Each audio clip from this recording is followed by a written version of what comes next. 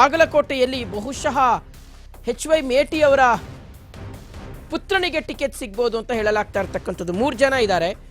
ಮಲ್ಲಿಕಾರ್ಜುನ ಮೇಟಿ ಅವರಿದ್ದಾರೆ, ಉಮೇಶ್ ಮೇಟಿ ಇದ್ದಾರೆ, ಬಾಯಕ್ಕ ಮೇಟಿ ಇದ್ದಾರೆ. ಇವ್ರು 3 ಜನ ಮಕ್ಕಳು HY ಮೇಟಿ ಅವರದ್ದು. ಸೊ ಮಲ್ಲಿಕಾರ್ಜುನ ಮೇಟಿ ಅವರು ಹಿರಿಯ ಪುತ್ರರಿದ್ದಾರೆ. ಬಹುಶಃ ಅವರಿಗೆ ಟಿಕೆಟ್ ಆಲ್ಮೋಸ್ಟ್ ಕನ್ಫರ್ಮ್ ಅಂತ ಹೇಳಲಾಗ್ತದೆ. ಬಿಕಾಸ್ ಮಲ್ಲಿಕಾರ್ಜುನ ಮೇಟಿ ಅವರು ಕಾಂಗ್ರೆಸ್ ಪಕ್ಷದ ನಾಯಕರ ಒಲವನ್ನು ಹೆಚ್ಚಾಗಿ ಗಳಿಸಿದ್ದಾರೆ. ಬೇರೆ ಉಮೇಶ್ ಮತ್ತು ಬಾಯಕ್ಕ ಮೇಟಿ ಅವರನ್ನು ಕಂಪೇರ್ ಮಾಡಿದ್ರೆ ಆಕ್ಚುಲಿ ಬಾಯಕ್ಕ ಮೇಟಿ ಅವರು ಸ್ಥಳೀಯವಾಗಿ ಜನಪ್ರತಿನಿಧಿ ಆಗಿದ್ದಾರೆ. ಸೊ ಹಾಗಾಗಿ ಬಾಗಲಕೋಟೆ ದಾವಣಗೆರೆ ಉಪಚುನಾವಣೆಗೆ 3 ಪಕ್ಷಗಳು ಸಜ್ಜಾಗಿವೆ. ಮತದಾರರನ್ನು ಸೆಳೆಯೋದಕ್ಕೆ ಪಕ್ಷದ ನಾಯಕರು ಮುಂದಾಗಿರುವಂಥದ್ದು. ಸೊ ಇಲ್ಲಿ 2 ಕ್ಷೇತ್ರದಲ್ಲಿ ಒಟ್ಟು 4,90,943 ಮತದಾರರಿದ್ದಾರೆ. ಬಾಗಲಕೋಟೆಯಲ್ಲಿ ಒಟ್ಟು 2,59,260 ಮತದಾರರಿದ್ದಾರೆ. ಪುರುಷ ಮತದಾರರು 1,26,000 ಇದ್ದಾರೆ. ಮಹಿಳಾ ಮತದಾರರು 1,32,000 ಇದ್ದಾರೆ.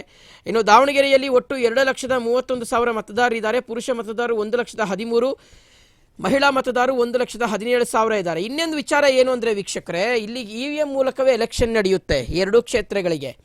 ಆಮೇಲೆ ಬಾಗಲಕೋಟೆಯಲ್ಲಿ ಲಿಂಗಾಯತ ಮತಗಳು ನಿರ್ಣಾಯಕ ಪಾತ್ರವನ್ನು ವಹಿಸಿದ್ರೆ, ದಾವಣಗೆರೆ ದಕ್ಷಿಣ ಕ್ಷೇತ್ರದಲ್ಲಿ ಅಲ್ಪಸಂಖ್ಯಾತ ಮತಗಳು ನಿರ್ಣಾಯಕ ಪಾತ್ರವನ್ನು ವಹಿಸ್ತವೆ.